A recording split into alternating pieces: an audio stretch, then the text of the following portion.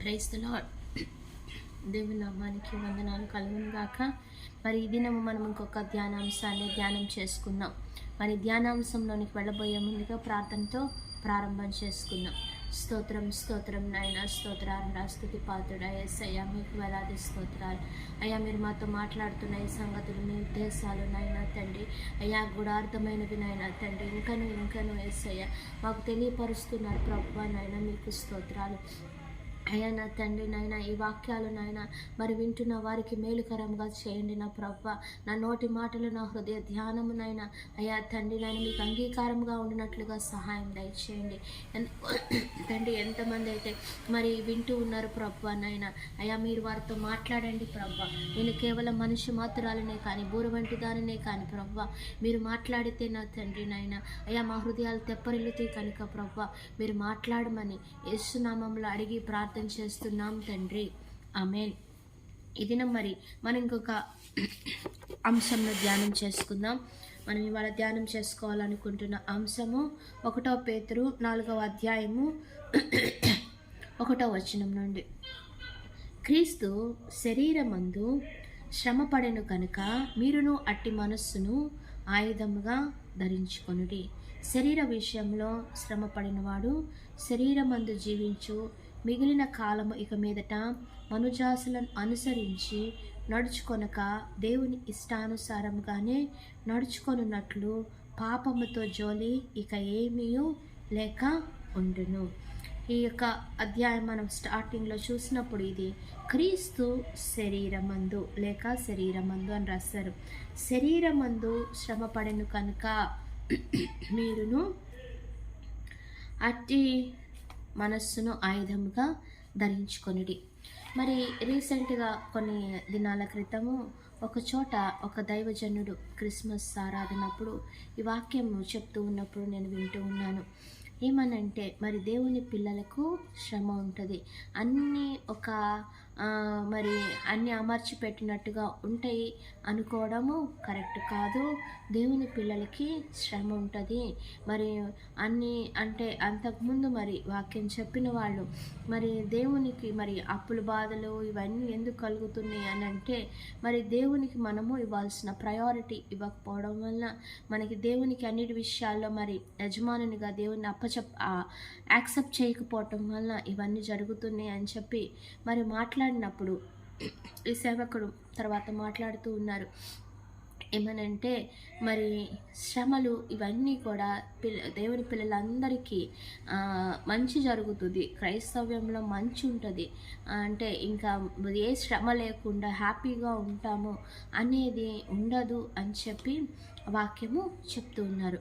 మరి 2 విషయాలు కాంట్రవర్షియల్గా అనిపించాయి. ఎట్లా అంటే మరి ఒక పక్కన దేవుడు చెప్తున్నారు, మరి నన్ను ఆశ్రయిస్తే నేను అన్ని మీకు సమకూరుస్తాను. మొదట నా రాజ్యమును నా నీతిని వెదకుడి, అప్పుడు సమస్తము మీకు అనుగ్రహింపబడును అని చెప్పి చెప్తూ ఉన్నారు. మరి శ్రమలు మీకు శరీరమందు శ్రమపడని కనుక మీరును అట్టి మనస్సును ఆయుధముగా ధరించుకొనుడి అని మరి పత్రికల్లో పేతురు గారు రాస్తూ ఉన్నారు. ఏంటి ఇవి 2 కాంట్రవర్షియల్గా ఉన్నాయి అని అనుకుంటున్నప్పుడు ఇక్కడ ఒక విషయము మనము గ్రహించుకోవాలి. ఏంటి అంటే శ్రమలు 2 రకాలు. ఈ 2 రకాల శ్రమలు ఏంటంటే, ఒకటి శారీరకపరమైన శ్రమలు, 2 అంటే శారీర విషయాలకు సంబంధించిన శ్రమలు. శారీరపరమైన శ్రమలు అంటే మళ్ళీ శ్రమ శరీరానికే కదా వచ్చేది శారీరక విషయాల కొరకు పడే శ్రమలు. 2 మరి ఆత్మీయ విషయాల కొరకు, క్రీస్తు కొరకు పడే శ్రమలు. ఇక్కడ మనము ఒక విషయాన్ని అబ్జర్వ్ చేయాలండి. ఏంటంటే చాలామంది శ్రమలని శారీరకమైన విషయాల కొరకు వచ్చే శ్రమలని అవి మేము దేవుని కోసం భరిస్తున్నాము అన్నట్లుగా ఆలోచన చేసుకుంటున్నారు. అంటే ఇక్కడ మనము ఒక బైబిల్లో శ్రమని ఇచ్చి అలౌ చేసింది ఒక యోబు గారి జీవితంలోనే దేవుడు. అది కూడా టెస్టింగ్. ఆ శ్రమ ఇలా చెయ్యి అని చెప్పేమి సాతానికి చెప్పలేం. నువ్వు వాళ్ళని ఇలా చెయ్యి, అలా చెయ్యి, యోబుని ఇట్లా హింసించు అనేం చెప్పాల. వాడే హింసించాడు ఇలా చేయాలి. బట్ దేవుడు ఒక పర్మిషన్ ఇచ్చారు అంతే. ఓకే, గో టెస్ట్ హిమ్ అని చెప్పారు అంతే తప్పించి నువ్వు ఆయన ఆయన ఆస్తి అంతా పాడు చేసేసే, ఆయనకు మొత్తము ఎంత పుండ్లు తీసుకొచ్చేసే, ఆయన పిల్లలందరినీ చంపేసే, అవన్నీ ఏమి దేవుడు చెప్పలే. అది అపవాది యొక్క క్రూయల్ నేచర్. వాడు అంతగా హింసిస్తే కానీ ఈయన దేవుని వదిలిపెట్టడం అని చెప్పి అంతగా చేశాడు. అయితే దేవుడు ఏం చెప్తున్నారంటే ఆయన పిల్లలకి ఏది కొరత ఉండదు అని చెప్తున్నారు. ప్రియులారా, ఒక విషయం గుర్తుపెట్టుకోండి, శ్రమలో అంటే కొరత ఉండదు అని అంటే మనమంతా రిచ్ ఫెలోస్ అయిపోతాము, లేకపోతే ఇది దుర్బోధ. ఇక్కడ బైబిల్ చాలా విషయాలు మనం చాలా చాలా కేర్ఫుల్గా ఉండాలి అండి. It's a thin edge. ఒక సద్బోధకి దుర్బోధకి మధ్యలో చాలా థిన్ ఎడ్జ్ ఉంటుంది. ఆ ఎడ్జిని కనుక మనం గ్రహించలేకపోతే పరిశుద్ధాత్మ సహాయంతో మనము ప్రతిసారి మిస్లీడ్ అయ్యే ఛాన్స్ ఉంటుంది. సరే, ఎప్పుడు బోధించే వారిని మాటలు విన్నా మనము కొన్ని విషయాలు దేవుని దగ్గర తెలుసుకొని నేర్చుకోవాలి. ఏంటి అంటే ఇప్పుడు అన్నీ నువ్వు ఫ్లరిష్ అవుతావు, దేవుడు నేను నిన్ను అన్ని విషయాల్లో నిన్ను దీవిస్తాను, నీకు సమస్తం అనుగ్రహిస్తాను అని అంటే సమస్తములో శారీరక, మానసిక, ఆత్మీయ, ఆర్థిక అన్ని విషయాల్లో అభివృద్ధి, అన్ని విషయాల్లో ఫ్లరిష్ అవుతావు అనేది దేవుడు ఇస్తున్న బ్లెస్సింగ్. ఇక్కడ రెండు ఎక్స్ట్రీమ్స్ జరుగుతున్నాయి. ఒకటి ఏంటంటే కొంతమంది ఏమో శారీరకమైన అభివృద్ధి గురించే బోధిస్తారు. అంటే ఓన్లీ ఇదిగో నువ్వు దేవుడికి ఇచ్చావా, నీకు 100 రూపాయలు ఇస్తే నీకు 1000 రూపాయలు ఇస్తారు. ఇదిగో నీకు ఉద్యోగం రావాలా, దేవుడికి ఇస్తే దేవుడు నిన్ను బ్లెస్ చేస్తాడు. ఇదిగో నీకు అది కావాలా, అది చేస్తే ఇలా చేస్తాడు. లేకపోతే నీకు అది నీ ఇంట్లో స్వస్థత కలగాల, అయితే నువ్వు ఈ కానుక ఇస్తే నీకు స్వస్థత కలుగుతుంది. ఇలా కొంతమంది ఓన్లీ శరీర సంబంధమైన బ్లెస్సింగ్స్ గురించే బోధిస్తున్నారు. అది దుర్బోధ.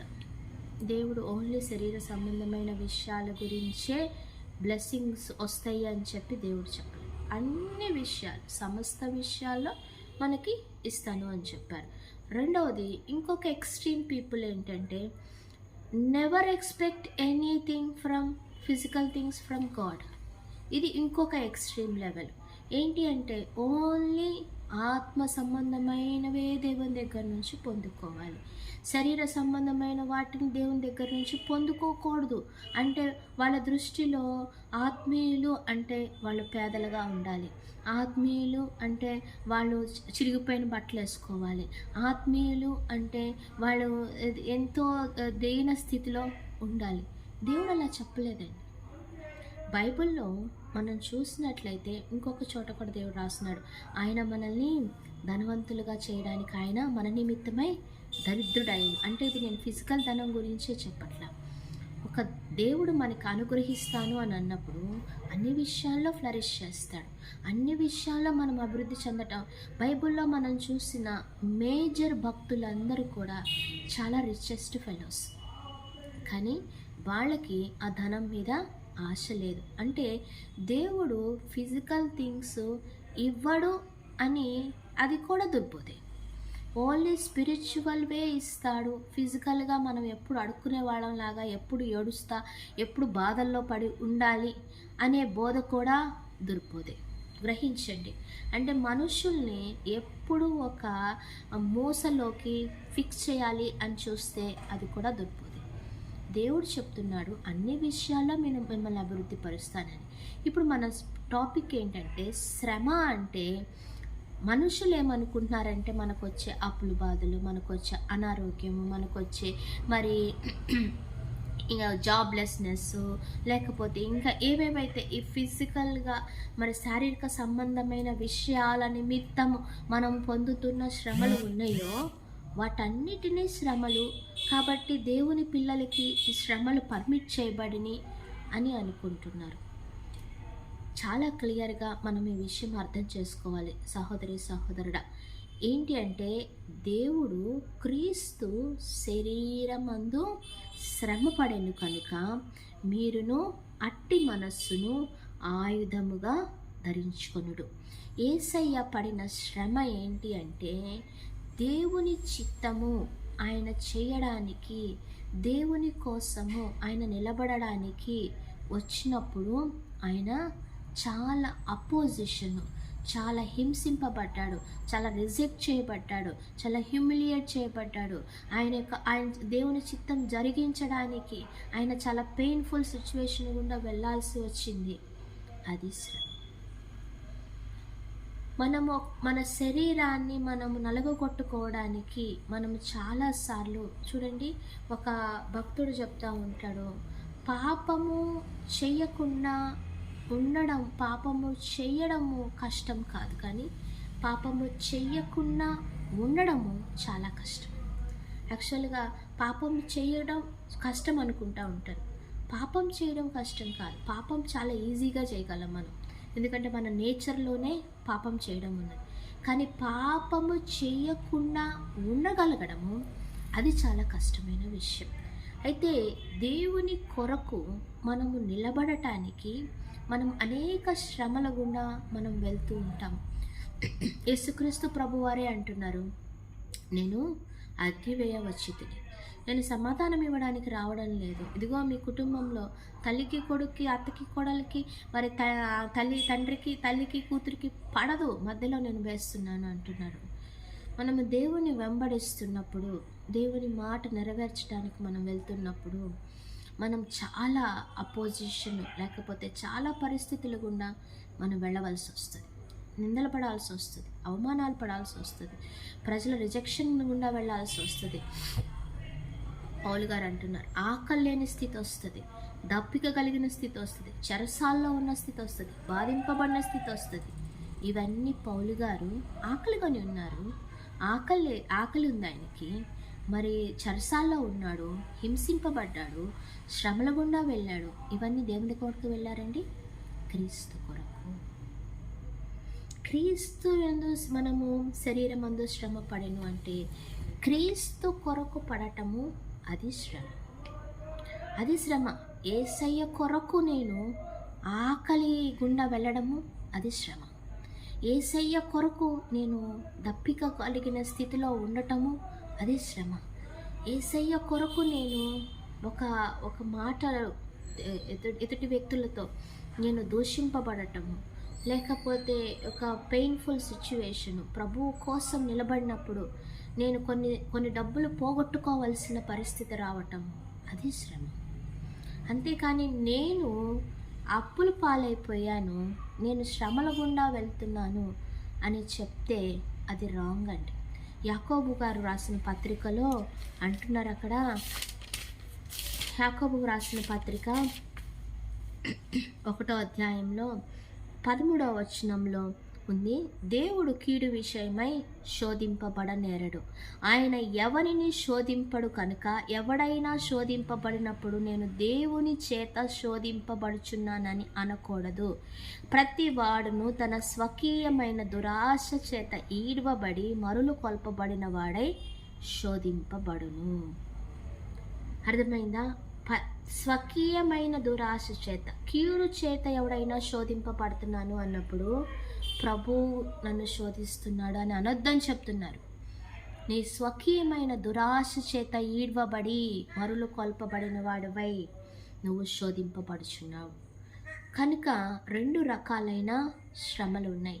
మన ఆశలను నెరవేర్చుకోవడానికి, మన స్వకీయమైన దురాశలను నెరవేర్చుకోవడానికి, మన శరీరేచ్ఛలను నెరవేర్చుకోవడానికి, మన అనేక విషయాలు, మన శరీర సంబంధమైన కోరికలు, మరి మన లోపల ఉన్న మన ఈగోస్ని సాటిస్ఫై చేసుకోవడానికి మనం చేసిన క్రియల వలన వచ్చిన కీడు, శోధన, శ్రమ ఏదైనా ఉంటే అది దేవుని వలన వచ్చిన శ్రమ కాదు. అటువంటి శ్రమ దేవుడు పర్మిట్ చేయట్లా. ఎందుకంటే కింద వచనాల్లో ఉంది క్లియర్గా, దురాశ గర్భము ధరించి పాపమును కనగా పాపము పరిపక్వమై మరణమును కనును. అది దేవుని నుండి వచ్చినది కాదు. దాని వలన మనం అది దేవుని నుండి వచ్చింది అని మాట్లాడకూడదు అని చెప్పి క్లియర్గా దేవుని వాక్యం చెప్తూ ఉన్నది. అది నేను దేవుని కోసము నేను ఎన్నో శ్రమలు పడుతున్నాను, నేను ఎంతో సిలువ గుండా వెళ్తున్నాను అంటే దట్ ఈస్ నాట్ కన్సిడర్డ్. అది నీ కోసం నీవు చేసిన క్రియల కొరకు నువ్వు అనుభవిస్తున్న శ్రమ. నువ్వు దేవుని కొరకు నిల్చున్నప్పుడు, దేవుని మార్గంలో వెళ్తున్నప్పుడు శ్రమ పడుతున్నావా? లేకపోతే దేవుని కోసము మనం పనిచేస్తున్నప్పుడు మరి మనం కష్టతరమైన పరిస్థితుల గుండా వెళ్తున్నామా? వాటిని శ్రమలుగా ధరించుకోడు. అటువంటి శ్రమను మరి మనస్సును ఆయుధముగా ధరించుకొనుడి. శ్రమ పడడు కనుక మీరు అట్టి మనస్సును ఆయుధముగా ధరించుకొనుడి అని చెప్పి ప్రభువు అది పత్రికల్లో మరి చెప్తున్నారు పౌలు గారు. ప్రభువులాగా మనం కూడా శ్రమ పడాలి అంటే ప్రభువు కోసం ఎట్లయితే యేసుక్రీస్తు ప్రభువారు దేవుని చిత్తం నెరవేర్చడం కొరకు ఆయన ఎలా అయితే దివారాత్రులు తన మనస్సును సిద్ధపరచుకొని ఆ శ్రమల గుండా వెళ్ళి ఉన్నారు, అలాంటి పరిస్థితులు మనము కూడా వెళ్ళాల్సి వచ్చినప్పుడు మనం అలాంటి మనస్సును ధరించుకొని వెళ్ళాలి. అలాంటి ఆలోచన కలిగి ఉండాలి. ప్రభువు కొరకు నిలబడటానికి మనం వెళ్ళాలి అని చెప్పి దేవుడు మాట్లాడుతున్నాడు. విషయాలు మరి మనకి ఆలోచన చేసే విధంగా ఉన్నాయా? అలా ఉన్నట్లయితే దేవుని యొక్క పరిశుద్ధ నామమునకు మరి మహిమ కలుగును గాక. Praise the lord. ఆమేన్.